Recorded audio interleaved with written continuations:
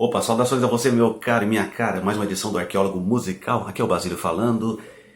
E peço que você possa dar uma força pro canal, se inscrever. Este é o quarto vídeo falando sobre cantores vitimados em acidentes automotivos.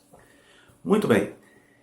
Em 2011 surgiu um filme que foi um grande sucesso, que foi chamado Meia-Noite em Paris, com direção do Woody Allen, estrelado pelo Owen Wilson e a Marion Cotillard.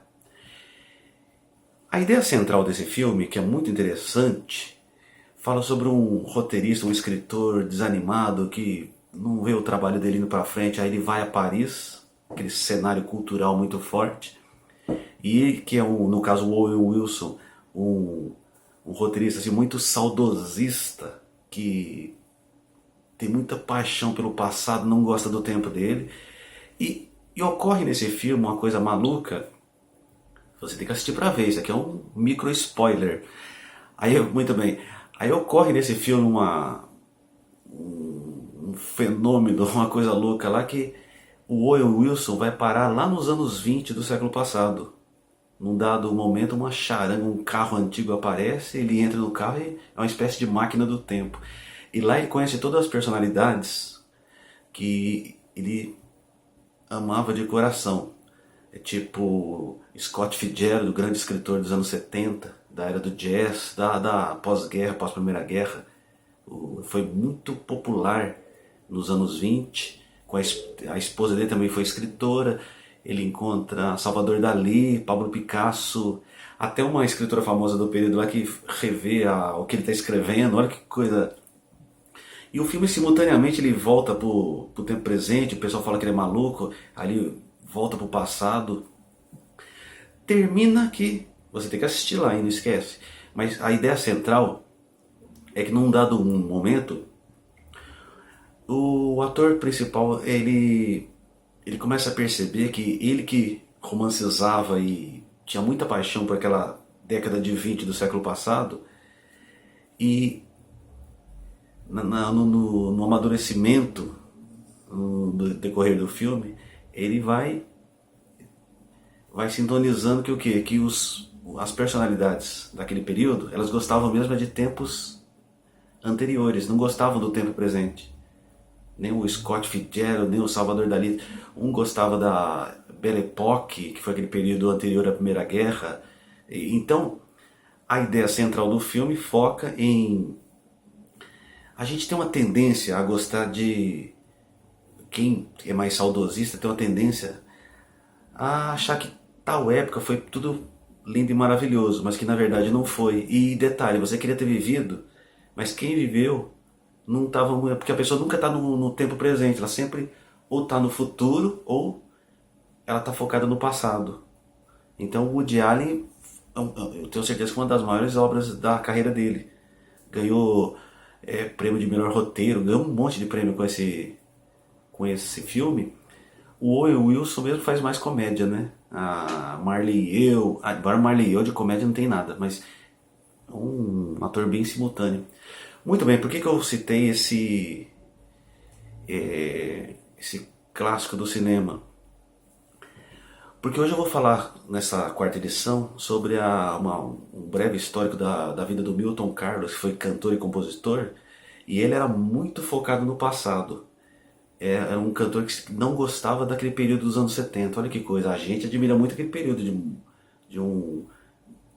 pela cultura da época, um tempo que muito mais, sei lá, músicas, muito mais respeito, menos bandido.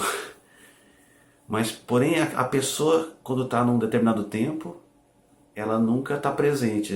Lá na frente, sei lá, daqui a 50 anos, muitas pessoas vão querer estar no tempo que você vive hoje. Isso é maluco, hein?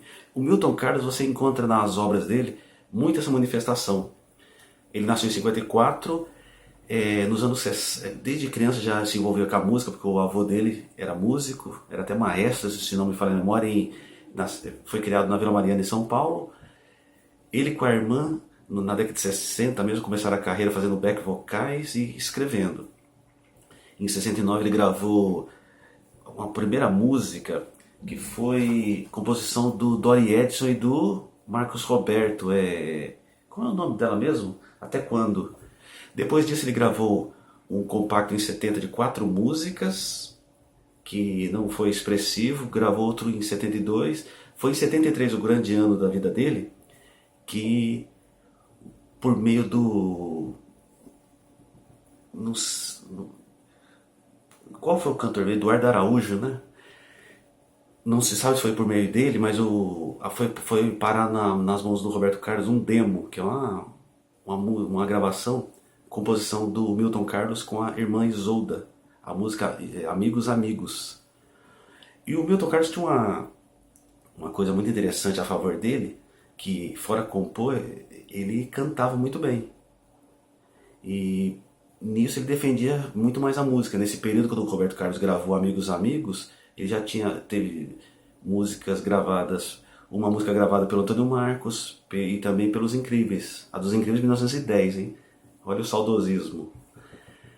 E terminou que o Roberto Carlos gostou do demo, até falou pro Eduardo Araújo, de acordo com o que dizem, que, nossa, eu gostei dessa música, que cantada por essa mulher, a letra é muito bonita. Aí o Eduardo Araújo falou, não, isso é um rapaz que canta. É que na verdade ele teve um problema que não desenvolveu a voz no sentido masculino. Era uma coisa chamada androgenia, né? Que ele tinha características masculinas e femininas juntos. Características juntas assim, mas o que que acontece? Terminou que a voz dele ficou algo muito peculiar. Muito interessante. Você não vê alguém com a voz dele, e isso, muito bonitas as músicas dele. E terminou que após isso foi sua história. O Roberto Carlos gravou Amigos Amigos, fez muito sucesso. Depois disso, ele com a irmã teria mais músicas gravadas pelo Roberto Carlos, Elas por Elas. Quem mais? Um Jeito Estúpido de Te Amar, Pelo Avesso, Jogo de Dama, Jogo de Damas.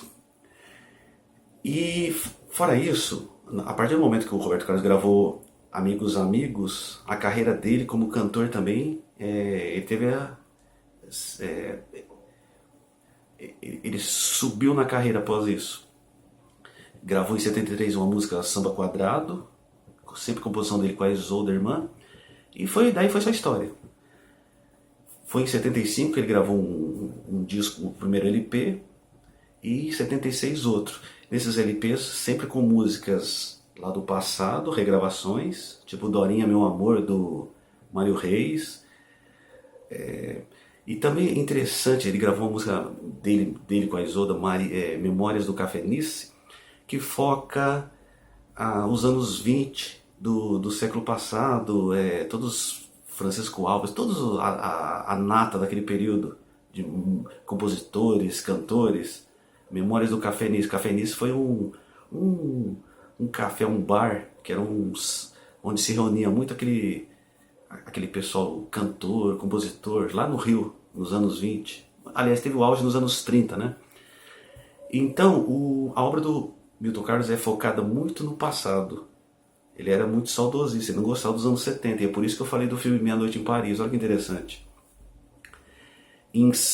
Teve 2 discos, portanto, em 75 o Samba Quadrado e outro em 76. Também aquela música, como que é o nome? Deixa eu lembrar aqui que eu tô... Largo do Boticário. Também foca um centro muito importante cultural lá do passado no Rio, com personalidades e cantores. Então ele era bem saudosista. Portanto, o Roberto Carlos gravou muitas músicas deles, da dupla. Ele faleceu em 76, num acidente automotivo. Ele estava com um Passat, com a namorada. Estava até um outro rapaz, não sei se era o produtor dele, que sobreviveu. Ele com a noiva faleceram na altura de Jundiaí, na Anguera. Quando ele morreu, fazia sucesso Dorinha Meu Amor, música lá dos anos 20 do Mário Reis. Que mais? Portanto, e após a sua carreira breve e o seu falecimento, teve comoção nacional, foi muito famoso no período.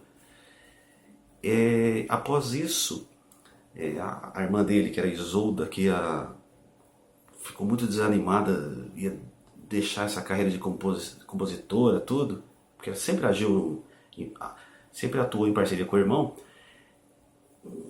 por apoio dos amigos, em 77 ela compôs Outra Vez, sem dúvida, tá entre as músicas mais bonitas, uma das músicas mais bonitas que o Roberto gravou, hein? Outra Vez, não tem pra ninguém, né? Essa música foi num período que ela tava muito sofrendo com a falta do irmão, uma fase muito difícil na vida dela. Em 78, a Maria Creuza gravou Boleríssimo da dupla, o Milton Carlos com a Isolda.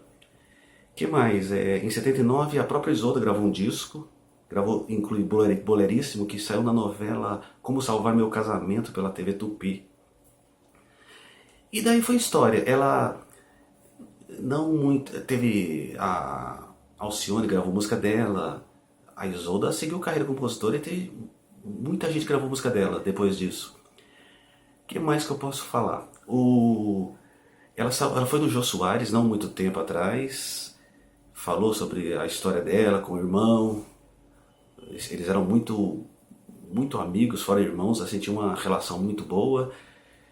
E ela faleceu em dezembro de 18. Olha que coisa, né? E essa é a história do Milton Carlos, que foi sem dúvida um cantor importantíssimo na década de 60, que marcou a música brasileira, a música popular brasileira, sem dúvida. E a associação dele com a irmã Isolda e o Roberto Carlos. O Roberto Carlos foi quem indiretamente projetou tanto o Milton Carlos como cantor, quanto a dupla de compositores, né? O que mais que eu posso falar aqui nesse vídeo? Eu acho que esse foi um breve histórico disso. Então as obras dele, as canções voltadas para o passado, tem também o Último Samba Canção. Você vê que ele era bem saudosista. Pelo telefone, não pelo telefone, pelo telefone é samba, mas não foi isso não. Ele gravou Se Alguém Telefonar, da Landa Bittencourt. Essa música também é muito bonita, hein? Muito bem, mais uma edição do Arqueólogo Musical. Muito obrigado. Peço que você possa se inscrever, dar sua curtida. E vai ter mais vídeos aí sobre cantores vitimados em acidentes automotivos. Desta vez foi o Milton Carlos. Tá ok? Então, até lá, até um próximo vídeo e valeu!